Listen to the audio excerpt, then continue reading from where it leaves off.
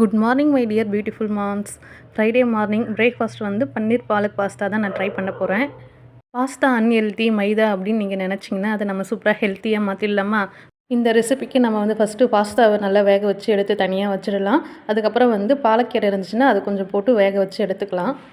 வேக வச்ச பாலக்கீரையை வந்து நம்ம நல்லா ஆற வச்சு எடுத்துக்கலாம். அது கூட வந்து பன்னீர், பச்சை மிளகாய், ப்ரோக்கோலி, அதுக்கப்புறம் நம்ம வேறு ஏதாவது வெஜிடபிள்ஸ் இருந்தால் கூட ஆட் பண்ணிக்கலாம். எல்லாமே மிக்சியில் சேர்த்து நல்லா பேஸ்ட்டாக நம்ம அரைச்சி எடுத்துப்போம்.